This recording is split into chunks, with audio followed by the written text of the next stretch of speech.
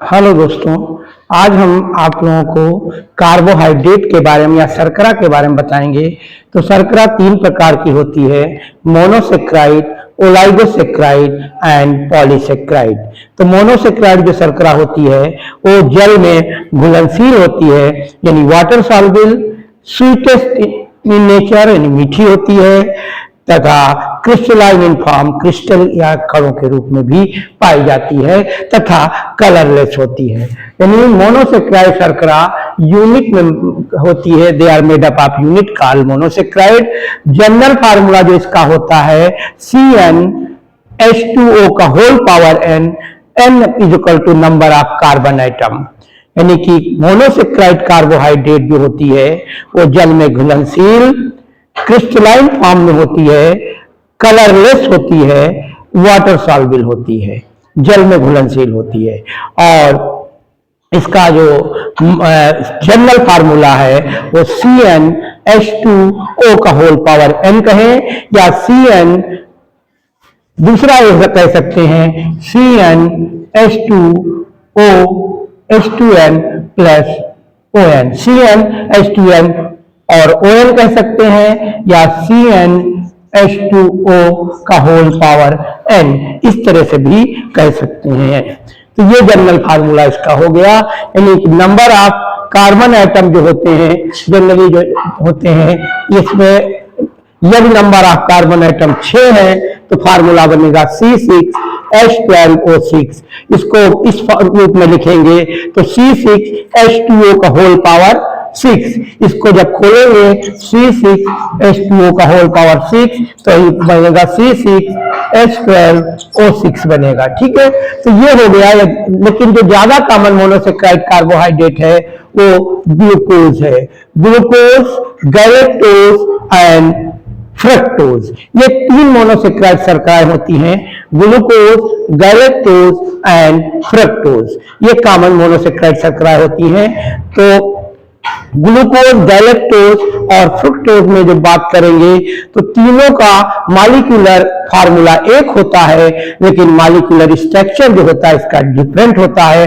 Glucose का रासायनिक सूत्र C6H12O6 होता है, फ्रुक्टोज का भी रासायनिक सूत्र C6H12O6 होता है, और इसी तरीके से गैलेक्टोज का भी रासायनिक सूत्र C6H12O6 होता है। लेकिन जब हम मॉलिक्यूलर स्ट्रक्चर बनाएंगे तो इसमें हाइड्रोक्सिल आयन की जो पोजीशन होती है वो बदल जाती है, यानी मॉलिक्यूलर स्ट्रक्चर डिफरेंट होता है, जबकि मॉलिक्यूलर फार्मूला इन तीनों का एक होता है। तो मोनोसेक्राइड कार्बोहाइड्रेट में ग्लूकोज, गैलेक्टोज और फ्रुक्टोज आता है। फ्रुक्टोज जो होता है वो फलों में पाया जाता है और ये बड़ी जल्दी डिजॉल्व होती है, यानी सिंपल शर्करा होती है। तो जनरली जब कोई पेशेंट बीमार होता है, देखिए चीनी भी डाइसेक्राइड है, चीनी भी ले जा सकते हैं, गुड़ को भी ले जा सकते हैं, लेकिन ये डाइसेक्राइड शर्कराएं होती हैं, इनमें डिजॉल्व होने में थोड़ा समय लगता है, एनर्जी देने में समय लगता है, इसलिए लोग पेशेंट को फलों को ले जाके देते हैं। तो फल में मोनोसेक्राइड कार्बोहाइड्रेट होती है, यानी मोनोसेक्राइड कार्बोहाइड्रेट का मतलब सरल शर्करा होती है जो तुरंत पेशेंट को एनर्जी देती है। फिर मोनोसेक्राइड के बाद ये वाटर सॉल्युबल हो गया। इसमें कार्बन आइटम इक्वल होते हैं वाटर के, carbon atom is equal to water molecule. Formula है C6H2O का होल पावर 6। तो carbon molecule is equal to the water molecule. ये होता है। नंबर ऑफ कार्बन आइटम 2 से 7 तक हो सकते हैं, यानी 2 से 7 तक नंबर ऑफ कार्बन आइटम हो सकते हैं। क्रिस्टलाइन फॉर्म में अभी हमने आपको बताया है कणों के रूप में, हाईली सॉल्युबल इन वाटर, पानी में बड़ी जल्दी घुल जाती, जैसे आप ग्लूकॉन डी वगैरह लेते हैं, ये क्या होती है मोनोसेक्राइड कार्बोहाइड्रेट तुरंत पानी में घुल जाती है। फिर स्वीटर इन केस देखते होंगे, मीठा होती है। Most important monosaccharide are pentose C5, ये मोनोसेक्राइड हो गई। अब आ जाइए बात हेक्सोज, ये यहाँ पर हेक्सोज हो गया C6 से 2 हो गई पेंटोज और हेक्सोज। पेंटोज जो होती है C5H10O5, ये पेंटोज शर्करा और हेक्सोज शर्करा, 2 शर्कराएं बहुत ही कॉमन होती है मोनोसेक्राइड में। तो पेंटोज शर्करा जो होती है उसमें 2 होती है, ribose and deoxy ribose. Pentose शर्कराएं आपको बताया मोनोसेक्राइड जो ज्यादा कॉमन होती है C6 वाली और C5 वाली, पेंटोज और हेक्सोज, ये ज्यादा कॉमन होती है। वैसे तो होती है 2 to 7 कार्बन आइटम वाली, लेकिन जो ज्यादा कॉमन है पेंटोज एंड हेक्सोज। पेंटोज शर्करा जो होती है ये न्यूक्लिक एसिड में पाई जाती है, यानी डीऑक्सीरिबोज और रिबोज। रिबोज शर्करा जो होती है ये भी पेंटोज होती है, और डीऑक्सीरिबोज शर्करा भी ये पेंटोज शर्कराएं होती है। वहां देखो तो पेंटोज शर्कराएं होती है।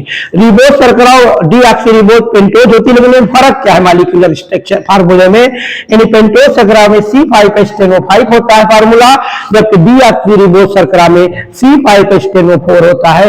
एक ऑक्सीजन मॉलिक्यूल डीऑक्सीरिबोज शर्करा में कम होता है। डीऑक्सीरिबोज शर्करा जो है डीएनए में पाई जाती है, और रिबोज शर्करा आरएनए में पाई जाती है। दोनों न्यूक्लिक एसिड होते हैं, आरएनए राइबोन्यूक्लिक एसिड और डीएनए को डीऑक्सी राइबोन्यूक्लिक एसिड कहते हैं। अब ओलाइगोसेक्राइड की बात करेंगे। ओलाइगोसेक्राइड भी स्वीटर होती है, क्रिस्टलाइन फॉर्म में होती है, वाटर सॉल्युबल होती है, और ये कलरलेस होती है। ये 2 से 10 मोनोसेक्राइड मॉलिक्यूल के मिलने से बनती है। ओलाइगोसेक्राइड जो है ये 2 से 10 मोनोसेक्राइड मॉलिक्यूल के मिलने से बनती है। तो डाइसेक्राइड में सबसे इसमें कॉमन है ओलाइगोसेक्राइड में डाइसेक्राइड। डाइसेक्राइड में 2 मोनोसेक्राइड मॉलिक्यूल आपस में जुड़ते हैं, 2 मोनोसेक्राइड मॉलिक्यूल आपस में जुड़ करके डाइसेक्राइड मॉलिक्यूल बनाते हैं। तो यहां पर क्या होता है, जब 2 मोनोसेक्राइड मॉलिक्यूल जुड़ते हैं, यानी C6H12O6 और C6H12 और O6, ये जब दोनों जुड़ते हैं तो ये वाटर मॉलिक्यूल रिलीज होता है, यानी C12H22O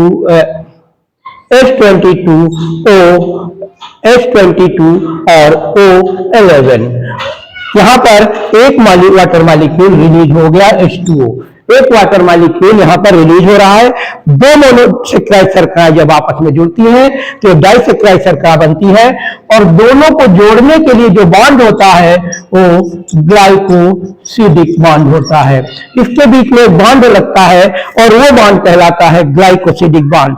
तो when the 2 monosaccharide combine to form disaccharide carbohydrate and the bond is known as glycosidic bond. इन्हें बॉन्ड को ग्लाइकोसिडिक बॉन्ड कहते हैं। यहां पर यदि हम बात करेंगे तो आपके कार्बोहाइड्रेट, फैट, प्रोटीन, ये बहुत इंपॉर्टेंट हमारे शरीर के कंस्टिट्यूएंट्स हैं जो हमारे लिए बहुत जरूरी है। तो यहाँ पर जो बॉन्ड बन रहा है ग्लाइकोसिडिक बॉन्ड बनता है, यानी मोनोसेक्राइड जोड़ने के लिए प्रोटीन की जो मोनोमर यूनिट होती है, एकलक इकाई होती है अमीनो एसिड। अमीनो एसिड जब आपस में जुड़ करके प्रोटीन का निर्माण करते हैं तो वहां पर जो बॉन्ड होता है वो पेप्टाइड बॉन्ड होता है। और तीसरा होता है फैट का जो निर्माण होता है। वसा भी हमारे लिए बहुत इंपॉर्टेंट है।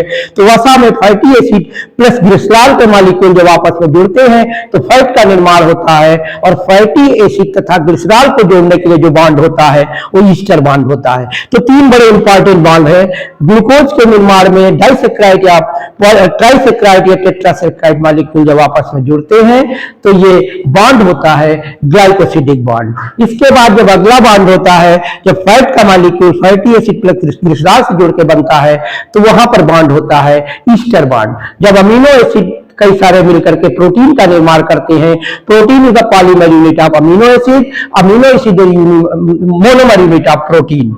एकलक इकाई होती है अमीनो एसिड, और जब ये आपस में जुड़ते हैं तो वहां पर बॉन्ड होता है पेप्टाइड बॉन्ड। तो यहां पर हमने बात करी डाइसेक्राइड कार्बोहाइड्रेट की। तो डाइसेक्राइड कार्बोहाइड्रेट 2 मोनोसेक्राइड कार्बोहाइड्रेट जुड़ करके आपका डाइसेक्राइड कार्बोहाइड्रेट बनता है, और एक वाटर मॉलिक्यूल रिलीज हो रहा है यहाँ पर C6H12O6, C6H12O6।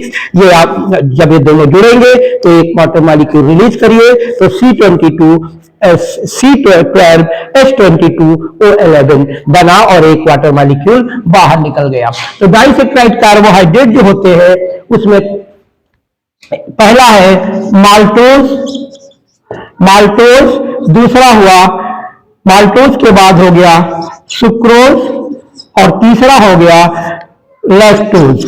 ये डाइसेक्राइड कार्बोहाइड्रेट है। माल्टोज जो बनता है ये बनता है ग्लूकोज प्लस ग्लूकोज के जोड़ने से, ग्लूकोज प्लस ग्लूकोज। फिर आपका सुक्रोज जो बनता है ग्लूकोज प्लस फ्रक्टोज मोनोसेक्राइड के जुड़ने से बनता है, और लैक्टोज बनता है ग्लूकोज प्लस गैलेक्टोज के जुड़ने से। तो दो मोनोसेक्राइड जुड़ करके आपस में, लेकिन तीनों का मॉलिक्यूलर फार्मूला एक होता है, चाहे ग्लूकोज ले लीजिए, चाहे ग्लूकोज और फ्रक्टोज ले लीजिए, इनका जो फार्मूला होता है C6H12 वो 6 ही होता है, इनका फार्मूला एक होता है, मॉलिक्यूलर स्ट्रक्चर डिफरेंट होता है।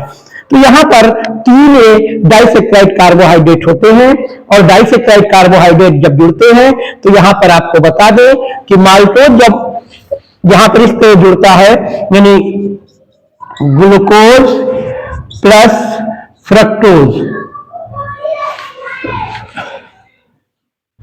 Glucose plus fructose, glucose plus fructose जुड़ेगा सुक्रोज एंजाइम की उपस्थिति में, सुक्रोज का निर्माण करता है, सुक्रोज एंजाइम की उपस्थिति में सुक्रोज का निर्माण करता है।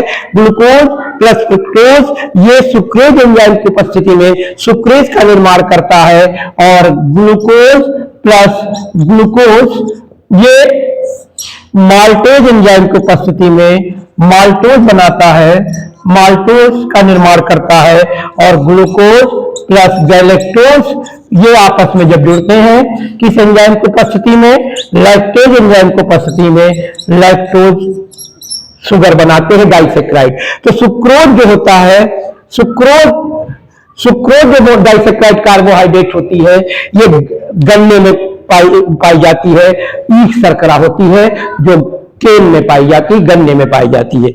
माल्टोज ये जो है जौ शर्करा होती है, जिसे इससे शराब वगैरह भी तैयार की जाती है। माल्टोज डाइसेक्राइड शर्करा होती है, जौ शर्करा।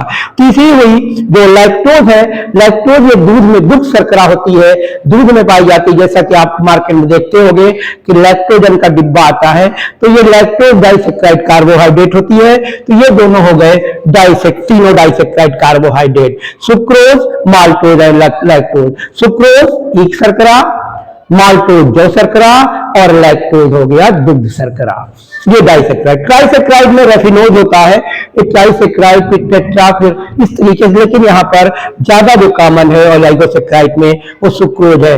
ओलाइगोसेक्राइड जो होता है 2 से 10 मोनोसेक्राइड मॉलिक्यूल के जुड़ने से बनता है। तो ये आपका हुआ मोनोसेक्राइड और ओलाइगोसेक्राइड। पॉलीसेक्राइड बाद में बात करेंगे नेक्स्ट वीडियो में। तो मोनोसेक्राइड में आपको एक बार फिर एट ए ग्लांस बता रहे हैं, मोनोसेक्राइड कार्बोहाइड्रेट में ग्लूकोज, गैलेक्टोज और फ्रक्टोज होता है। मोनोसेक्राइड शर्कराएं जल में घुलनशील, मीठी कणों के रूप में फॉर्म हो जाती हैं और रंगहीन होती हैं। डाइसेक्राइड शर्कराएं जो होती, ओलाइगोसेक्राइड के अंतर्गत 2 से 10 तक मोनोसेक्राइड शर्कराएं आपस में जुड़ करके ओलाइगोसेक्राइड बनाती हैं। लेकिन यहाँ पर डाइसेक्राइड ओलाइगोसेक्राइड शर्करा में जो ज्यादा कॉमन है वो कॉमन है डाइसेक्राइड शर्करा, और डाइसेक्राइड शर्करा में सुक्रोज और माल्टोज तथा लैक्टोज आता है। सुक्रोज जो होता है वो ग्लूकोज प्लस फ्रक्टोज के मिलने से बनता है, maltose glucose, lactose glucose galactose. Monosaccharide शर्करा में 2 बड़ी कॉमन है, वो है हेक्सोज और पेंटोज। हेक्सोज में आपको बता C6H12O6 हेक्सोज हो गया, और दूसरा हो गया पेंटोज। पेंटोज में आ जाएगा राइबोज, रिबोज शर्करा और डीऑक्सीरिबोज। ये बहुत ही कॉमन है। अब आज के लिए बस इतना। आप लोग इसे देखिए, कोई दिक्कत हो आप पूछिए, कमेंट करिए और सब्सक्राइब करिए। Thank you.